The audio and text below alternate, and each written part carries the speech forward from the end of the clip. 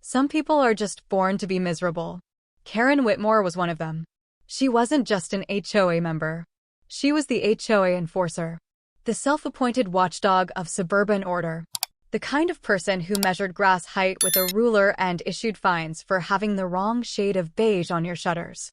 So, when the city delayed trash pickup by a day due to a holiday, I knew she was going to lose her mind. And boy, did she. It all started on a Tuesday morning. Normally, trash pickup was Monday, but because of the holiday, the city pushed it back a day. It wasn't a big deal. Everyone got the memo. Everyone except Karen. I was in my kitchen, sipping coffee, when I heard it. A knock on my front door. A very aggressive knock. I sighed. Here we go. When I opened the door, there she was. Karen, in her usual matching velour tracksuit, HOA clipboard in hand, lips pressed into a tight line of disapproval. She didn't even say hello. Your trash cans, she snapped. They've been left out too long. I blinked. Yeah. Trash pickup got delayed. She crossed her arms. Doesn't matter. HOA rules state that all bins must be removed within 12 hours of collection. You've violated community standards. I laughed. Karen, they haven't even picked it up yet. Not my problem, she huffed. Rules are rules. And that's when she pulled out a fine notice, already written, already signed. She actually thought she could fine me for obeying the city's trash schedule. I shook my head. Karen, I'm not paying this. Her eyes narrowed. Oh, we'll see about that. And with that, she stormed off. I should have known she wasn't done. Because 10 minutes later, she called the police. I was back inside, finishing my coffee when I saw it. A police cruiser pulled up. I actually laughed. Karen really called the cops over a trash can?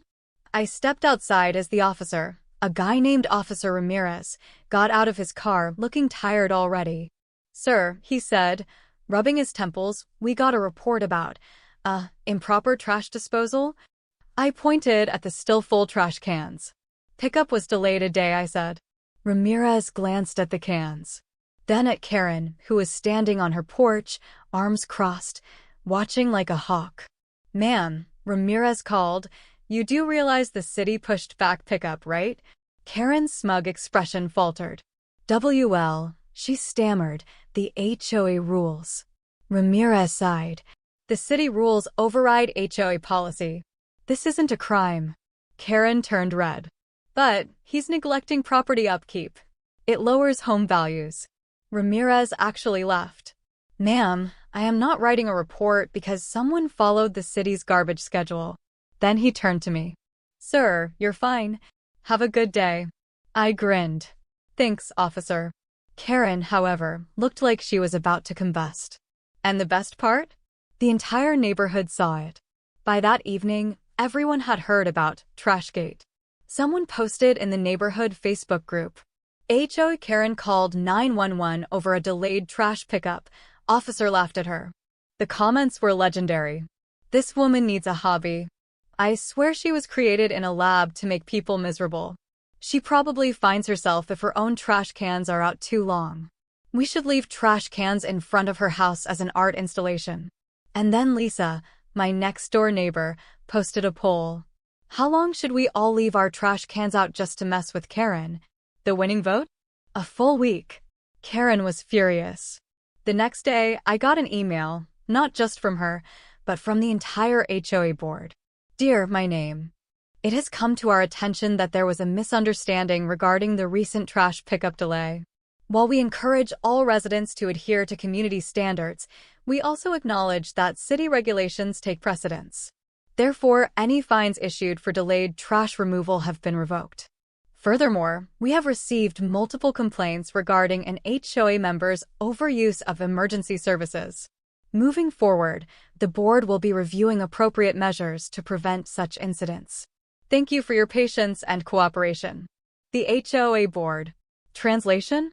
Karen had embarrassed the entire HOA. And now? She was about to face the consequences. At the next HOA meeting, Karen tried to defend herself. It's about maintaining community standards, she whined. If we start allowing exceptions, what's next? Anarchy? Chaos? Untrimmed hedges? Lisa raised a hand. Karen, you called 911. Over a trash can. Karen's eye twitched. Tom, another neighbor, crossed his arms.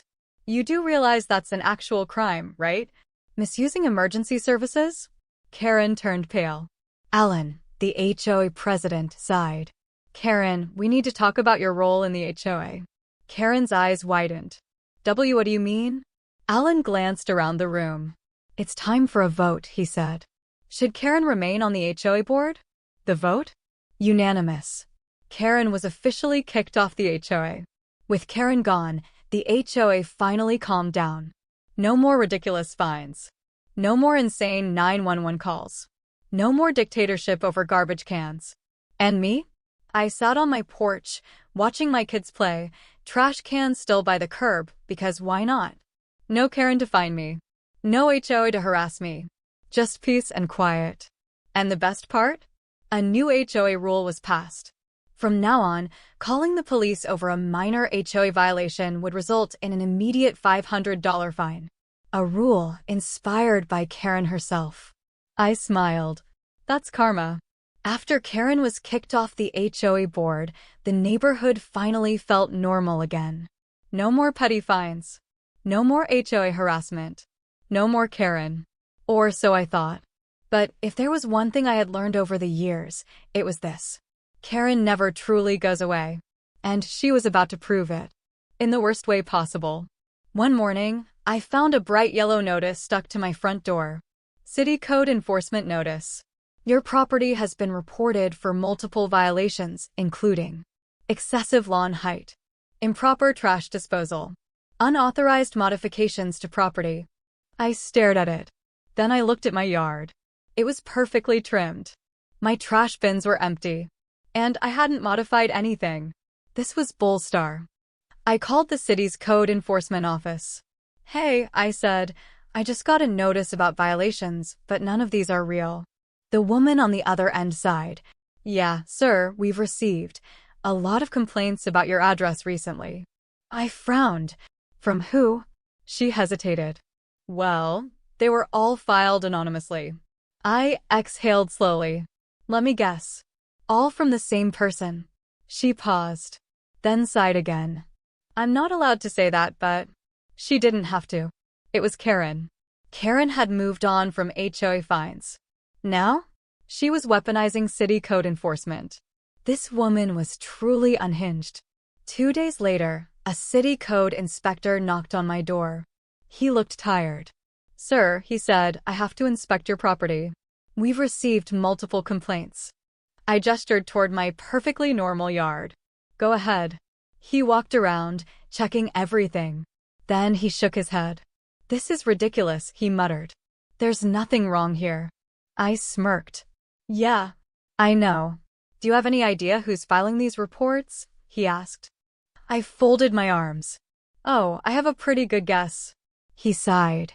Well, whoever it is, they've filed complaints against 7 other homes on the street. My jaw dropped. Karen wasn't just targeting me. She was going after everyone. And that meant? It was time to fight back.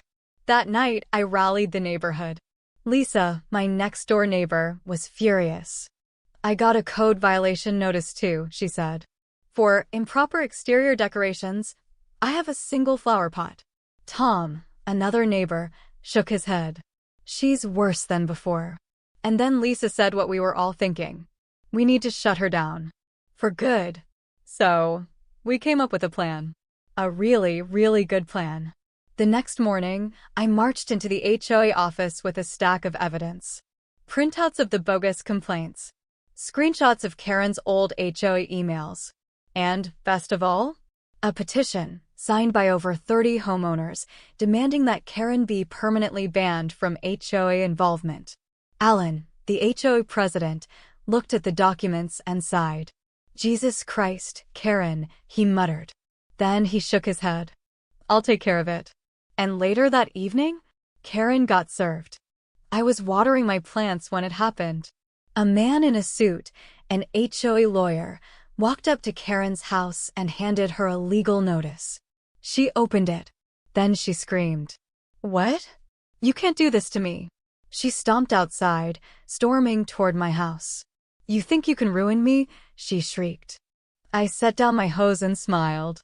Karen, I didn't do anything. You did this to yourself. Her face turned red. This isn't over, she snapped. I'll. And then? A police car pulled up. Officer Ramirez stepped out, looking bored as hell.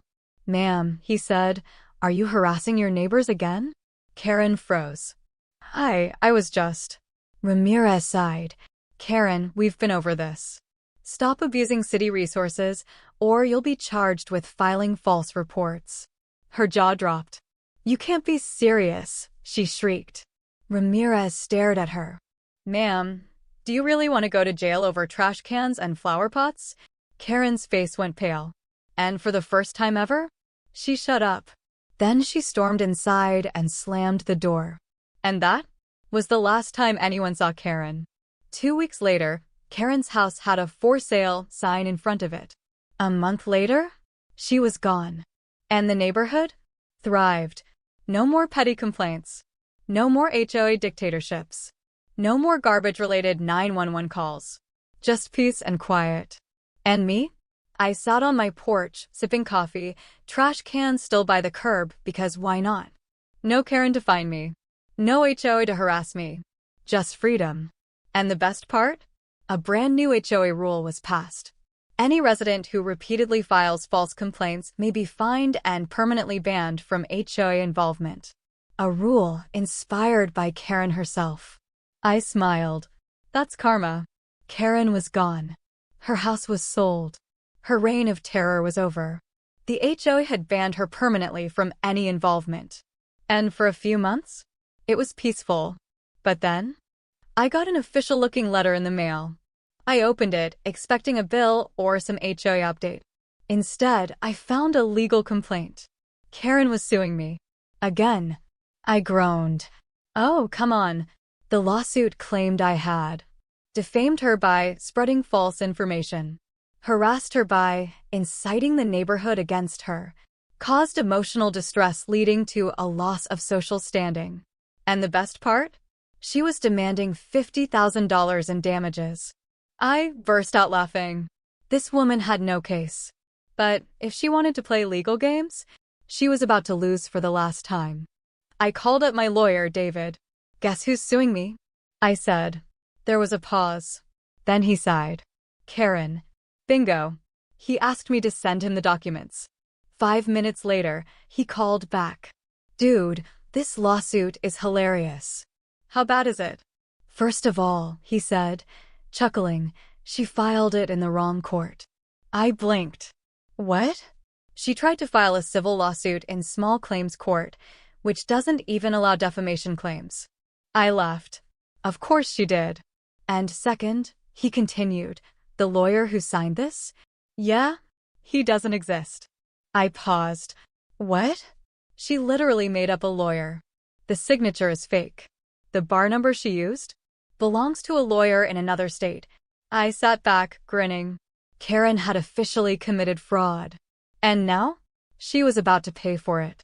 Since Karen filed incorrectly, the judge still scheduled a hearing to dismiss the case. I showed up with David. Karen?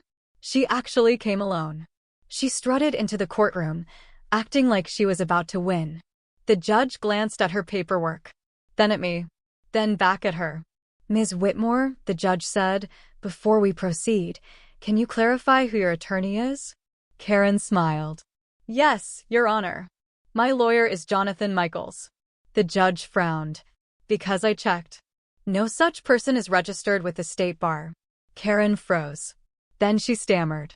He's an out-of-state consultant. The judge raised an eyebrow. So, you filed a lawsuit with a fake attorney? Silence. The courtroom was dead quiet. Then the judge sighed. Ms. Whitmore, this case is dismissed with prejudice, meaning you cannot file again. Karen's face turned white. Then the judge continued. And given that you filed fraudulent legal documents, I will be forwarding this case to the district attorney's office for further review. I smirked. Karen? She went ghostly pale. She sputtered. This isn't fair. That's enough, Ms. Whitmore, the judge said. Court is adjourned. Gavel slam. Karen? She staggered out of the courtroom. And I had just witnessed her final defeat. A week later, I got a text from Lisa, my next-door neighbor. Check the news. Karen got arrested. I dropped my coffee. I pulled up the local news website. And there it was. Former HOA member arrested for filing fraudulent lawsuit. And beneath it? A mugshot of Karen. Hair a mess, eyes wild, looking like she had just realized her life was over. I laughed so hard I cried. The comment section was even better. Wait, this is the same Karen who called 911 over trash cans? She finally got what she deserved. This woman is a walking disaster.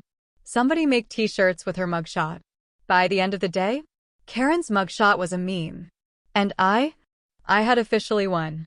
Forever. A few weeks later, Tom, my neighbor, knocked on my door. He was grinning. Hey, he said, handing me a small box. We got you something. I opened it. Inside was a gold trophy, engraved on the front. The HOA Karen Slayer, undefeated in court, online, and real life. I laughed so hard I nearly dropped it. You guys really made a trophy? I asked. Lisa smirked. Dude, you defeated Karen 3 times. You deserve it. I shook my head, grinning. Then I hung it up in my office. Because let's be real, I earned it. And if another Karen ever tried to rise, well, they'd know exactly who they were dealing with. With Karen gone, a new HOA president takes over, but this one is smarter, more ruthless, and far more dangerous. Instead of petty fines, they start changing the rules to force people out. The real goal? To sell off the neighborhood to real estate developers for massive profits. I have to rally the community before we all lose our homes. Let's see how this next war begins. For the first time in years, life in the neighborhood was peaceful. Karen was gone. Her house was sold.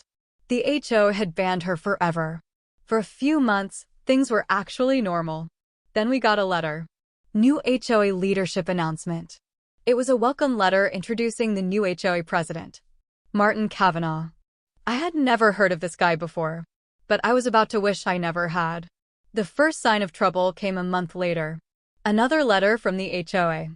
I opened it and immediately felt my blood pressure spike. Effective immediately, all HOA fees will increase by 40% to cover necessary community improvements. 40%. I stormed outside. Lisa, my next-door neighbor, was already fuming. Are you seeing this? She said, waving her letter.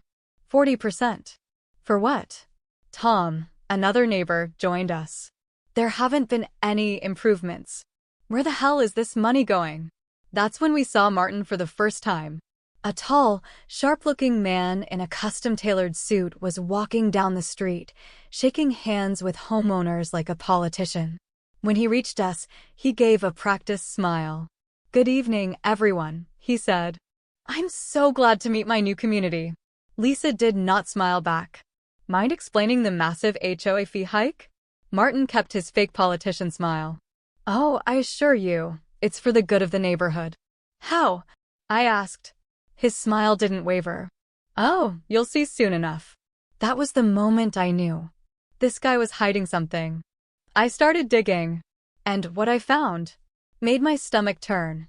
Martin wasn't just a random new HOA president. He was a real estate investor. He owned multiple properties in nearby neighborhoods. And worst of all, he had connections to a major development firm. The pattern was obvious. He wasn't here to help the community. He was here to flip the neighborhood for profit. A week later, I woke up to a bright red HOA violation notice taped to my door. Unauthorized landscaping. Fine. $300. I stared at it. I hadn't changed anything. I checked with Lisa and Tom. They had fines too. Lisa got fined for excessive lawn height. Her grass was 2 inches tall. Tom got fined for failure to comply with HOA color guidelines, even though his house was the same color it had been for years. This wasn't normal HOA nonsense.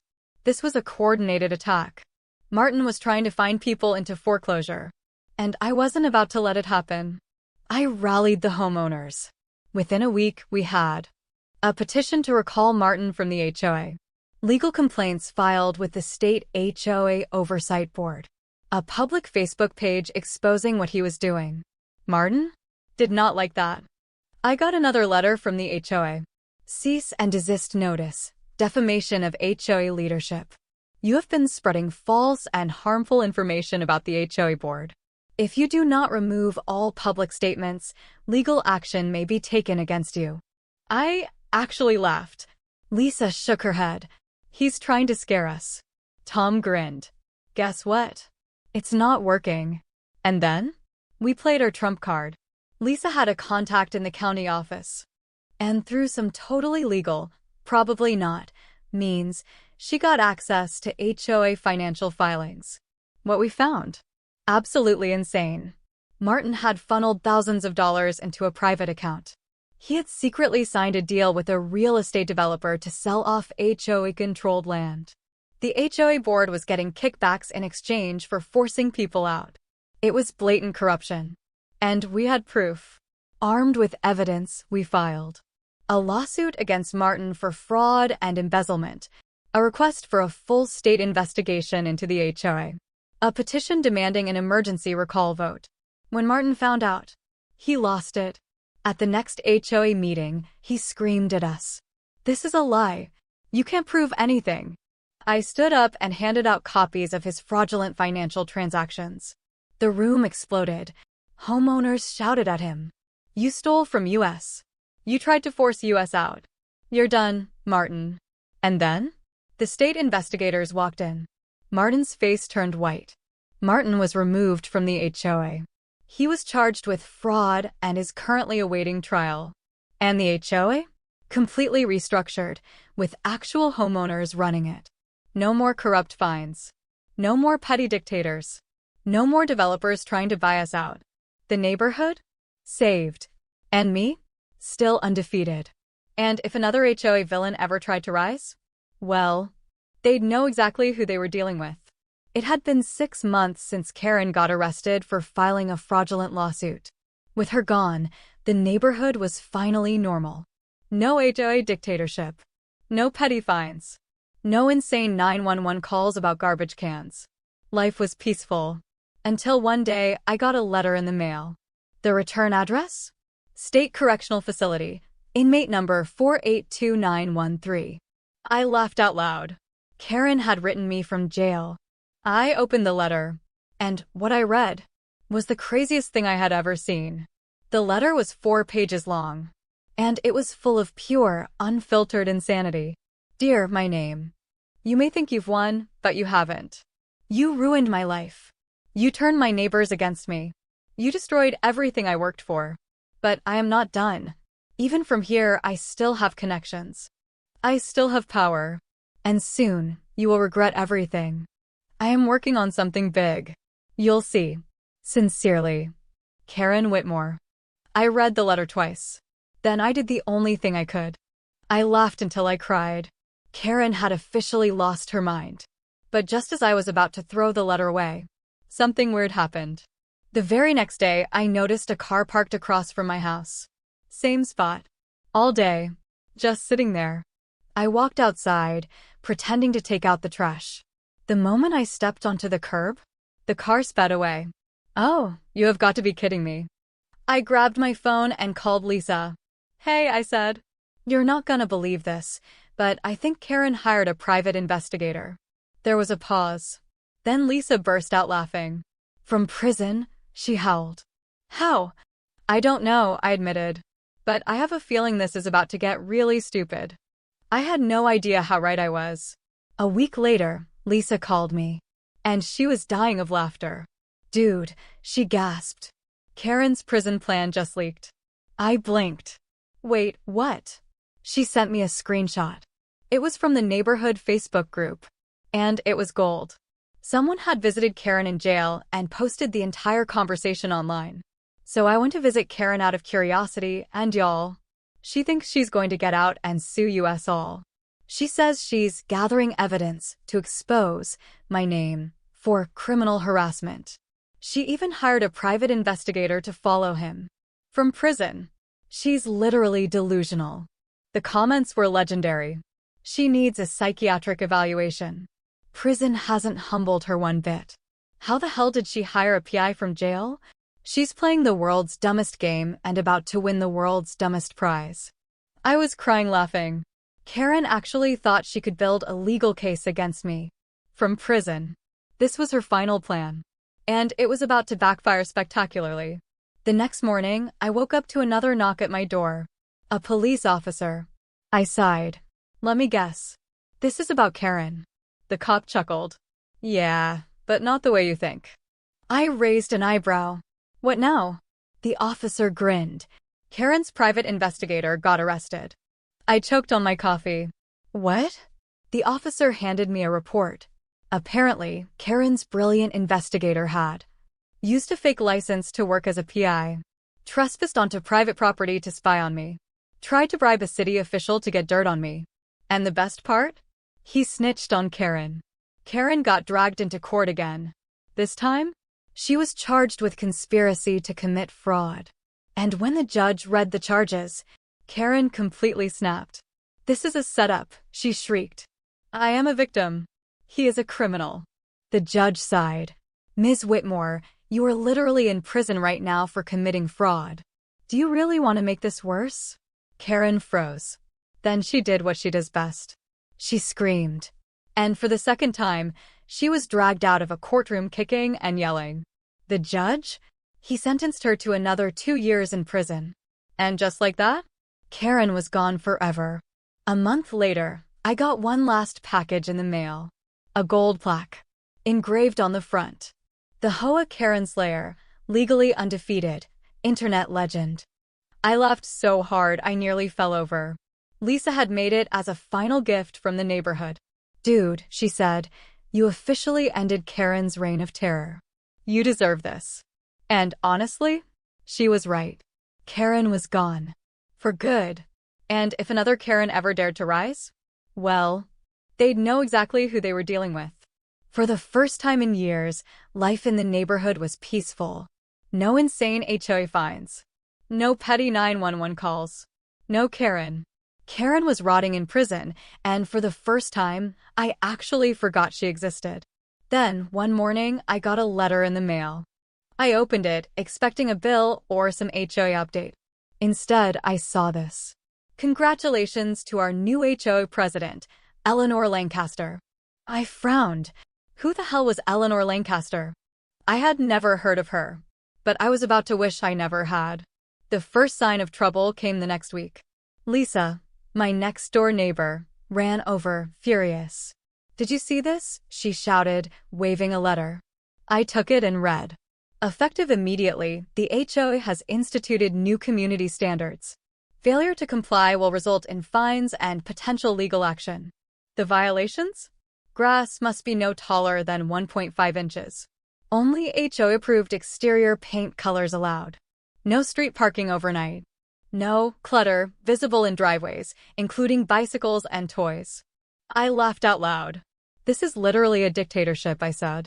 Lisa nodded. And that's not even the worst part. I raised an eyebrow. Oh, great. What now? Lisa handed me another letter. The HOA is introducing a new community enrichment fee of $500 per household.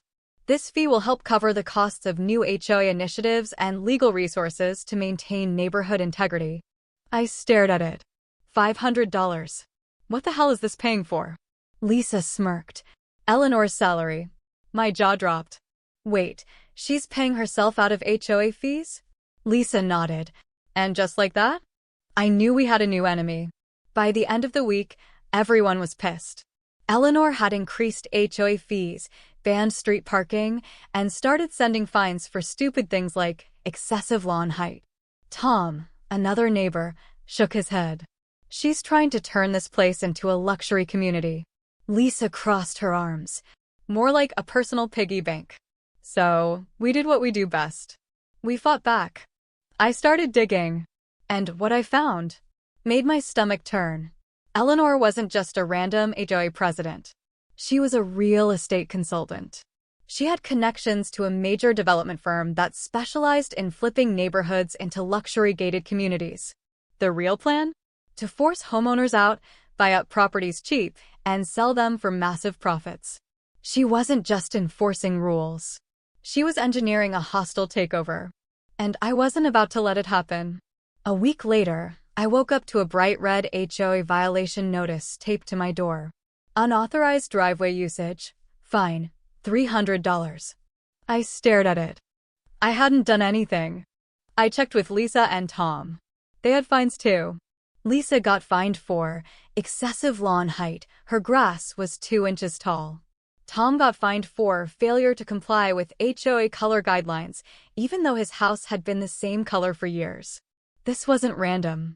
This was a coordinated attack. Eleanor was trying to fine people into foreclosure.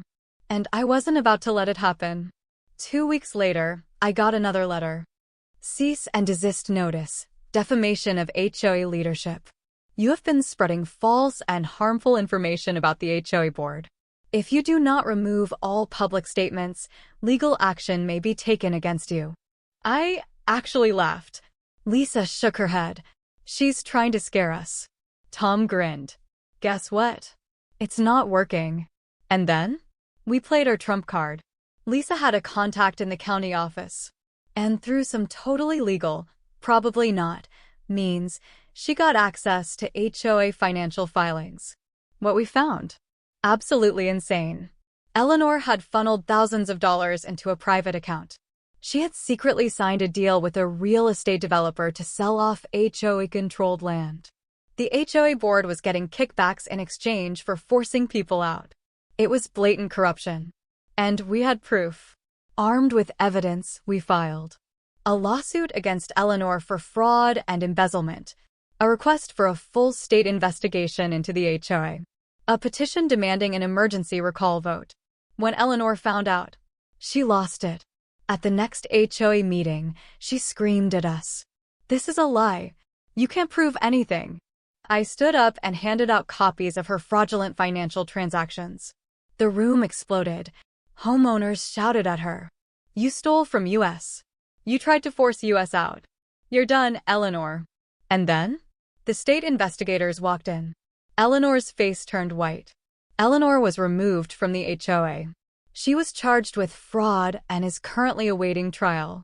And the HOA? Completely restructured, with actual homeowners running it. No more corrupt fines. No more petty dictators. No more developers trying to buy us out. The neighborhood? Saved. And me? Still undefeated. And if another HOA villain ever tried to rise? Well, they'd know exactly who they were dealing with. After Karen and Eleanor's downfall, the HOA is leaderless, and a major real estate corporation sees an opportunity. They buy up multiple properties and manipulate the new HOA board to enforce insane policies. Their goal? Turn the entire neighborhood into a luxury-gated community, forcing out long-term homeowners. I have to uncover the conspiracy, expose their corruption, and save my home before it's too late. Let's see how the biggest HOA battle yet begins. For the first time in years, the neighborhood was peaceful. No ridiculous fines. No HOA dictatorships. No Karen. Eleanor had been arrested for fraud, and the HOA was finally being run by normal people. But then, something weird started happening. Homes started selling. At first, it was just 1 or 2. Then 4. Then 10. Lisa, my next-door neighbor, frowned. Why is everyone selling all of a sudden? Tom shook his head. I heard investors are buying up properties. I narrowed my eyes. Investors? That's when I saw the first red flag. A new sign, placed at the neighborhood entrance. Coming soon, exclusive gated community living. My stomach dropped. I knew exactly what was happening. And if we didn't stop it, we were about to lose everything. The next week, we got a letter from the HOA. Important HOA announcement. Board reorganization. Due to unforeseen vacancies, the HOA has partnered with a private management firm to improve community operations. Moving forward, the HOA will be professionally managed by Evergreen Residential Holdings. This will ensure higher property values and a better quality of life for all residents. I felt sick. Evergreen Residential Holdings? I knew that name. They were a corporate real estate firm that specialized in hostile neighborhood takeovers. Lisa's hands shook. They're trying to turn us into a gated community. Tom's face darkened. They're gonna price us out, aren't they? I nodded. This isn't an HOA anymore, I muttered. It's a hostile takeover. Within days, the new HOA management company started cracking down. Every house got a brand new rule book. And it was insane. All homes must conform to new HOA exterior standards. Translation: you have to repaint your house in pre-approved colors at your expense. A new community maintenance fee of $600 per year is required. Translation: they're milking us for money. All properties will be reassessed for modernization. Translation: if you don't upgrade your house, you'll get fined until you sell. And then? The fines started rolling in. Lisa got a $400 fine for having a non-compliant mailbox. Tom got a $600 fine for unapproved landscaping his bushes. And me? I got a $1,000 fine for failure to update my driveway to modern HOA standards. I looked at the brand new violation notice and felt rage boil in my chest. This wasn't an HOA anymore. This was organized theft. And I was about to fight back harder than ever before. I did what I do best. I dug deep. And what I found was way worse than I expected. Evergreen Residential Holdings had quietly bought 25% of the homes in the neighborhood. They had restructured the HOA rules to force people out by making it too expensive to stay. Their real goal? Get 51% ownership and turn the entire neighborhood into a private luxury development. They weren't just trying to take over. They were trying to erase the neighborhood completely. Lisa's face was red with anger. They're stealing our homes, she hissed. Tom clenched his fists. We need to shut this down. Now. So we launched our biggest counterattack yet. We gathered every single homeowner who wasn't part of the corporate takeover. And we fought back. We filed a lawsuit against Evergreen for predatory practices. We exposed their shady deals to the local news. We petitioned the city to block any zoning changes. And then? We played our trump card. Lisa, using her county office connections, got access to HOA financial records. What we found? Blatant fraud. The new HOA board had been accepting bribes from Evergreen. They had illegally changed HOA bylaws without proper homeowner votes. They had used HOA funds to pay for their own homes' upgrades. It was a legal disaster. And when we leaked the documents to the city and the press, all hell broke loose. The next HOA meeting was absolute chaos. Homeowners screamed at the board. You sold us out. This is illegal. You're all gonna get sued. Evergreen's lawyers tried to calm everyone down. But then, the state investigators walked in. Evergreen's CEO went pale. And then the arrests started. The HOA president was charged with fraud. Evergreen executives were sued for illegal real estate practices. The entire HOA management contract was voided by the city. In just one night, the entire corporate HOA scam collapsed. And the neighborhood was saved. With Evergreen wiped out, the neighborhood finally became independent. No more corrupt fines. No more HOA dictators. No more hostile takeovers. And me? I sat on my porch, sipping coffee, completely undefeated. Lisa smirked. Dude, you took down 3 HOA nightmares. You're a legend. Tom laughed. They should put up a plaque in your honor. I grinned. Because if another HOA villain ever tried to rise, well, they'd know exactly who they were dealing with. After my neighborhood's legendary HOA battle makes the news, I become a target. A nationwide HOA lobbying group, funded by billionaires and corporate developers, decides to shut me down. They launch a smear campaign, trying to ruin my career and blacklist me from homeownership. I have to fight back harder than ever, not just for my neighborhood, but for every HOA-controlled homeowner in the country. This isn't just about one neighborhood anymore. This is about taking down the entire corrupt HOA system. Let's see how the final battle begins. After we destroyed Evergreen Residential Holdings, the neighborhood finally became independent. No more corrupt fines. No more HOA dictators. No more corporate scams. For the first time in years, I thought it was over. Then one morning, Lisa ran over, holding her phone like it was on fire. Dude, she gasped, you're on the news. I blinked. What? She shoved the phone in my face. And there it was. A CNN headline. Meet the man who took down 3 HOAs and changed the game forever. I choked on my coffee. Lisa grinned. Congratulations. You're famous. I had no idea how badly this was about to backfire. The next week, things started getting weird.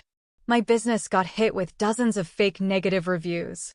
I started getting anonymous threats in my email. A HOA lobbying group released an article calling me a dangerous anti-HOA extremist. I frowned.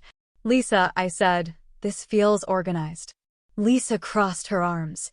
Dude, you just embarrassed the entire HOA industry. Tom nodded. They're coming for you. And then? They made their first move. One morning, I got a thick envelope in the mail. I opened it, and my stomach dropped. A lawsuit, filed by the National HOA Alliance. Defamation. Interfering with contractual HOA agreements. Inciting rebellion against HOA authority. And the worst part? They were suing me for $5 million. Lisa stared at the document. They're trying to scare you into silence. Tom clenched his fists. You gonna let them? I smirked. Not a chance. I hired the best lawyer I could find. And we dug deep. And what we found was beyond corrupt.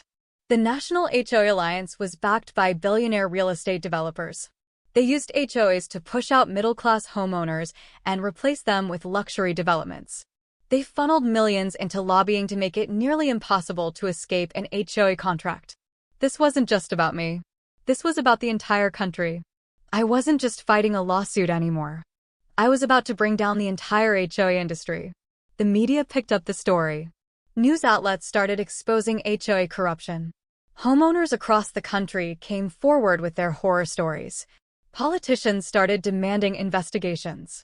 And then? I got an invitation to testify before Congress. Lisa nearly fell over. Dude, she whispered, you're about to take down HOAs at the federal level. I grinned. Damn right I am. The hearing was nationally televised. I sat in front of a panel of senators as cameras rolled. Across from me, the CEO of the National HOA Alliance. A smug, corporate snake in a $5,000 suit. The lead senator nodded. Mister, my name, you've been called here because of your unprecedented fight against corrupt HOAs. Tell us, what exactly is the problem? I leaned forward. And I exposed everything. The fraudulent HOA fines that bankrupt homeowners. The fake violations used to force people out. The billionaire developers controlling entire neighborhoods. The senators were horrified. Then the HOA CEO tried to defend himself. These rules exist to maintain property values, he said smoothly. Without HOAs, communities would fall into chaos. I smirked. Really? I asked. Then why did your company make $4 billion last year while thousands of families lost their homes? The room exploded. Cameras flashed. And just like that, the tide turned. The fallout was immediate. The National HOA Alliance was hit with multiple federal lawsuits. Congress introduced new laws to restrict HOA power. Corrupt HOA board members across the country were investigated. And the best part? Thousands of neighborhoods voted to abolish their HOAs completely. For the first time in decades, homeowners were free. And me? I had just won the biggest HOA battle in history. A month later, Lisa knocked on my door. She handed me a box. Inside was a gold trophy. Engraved on the front. The HOA Karen Slayer, destroyer of corrupt homeowners associations. I laughed until I cried.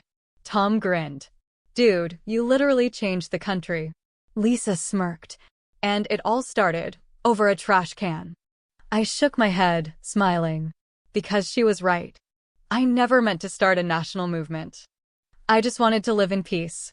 But if another HOA ever tried to rise, well, they'd know exactly who they were dealing with. And with that, the HOA wars have finally come to an end.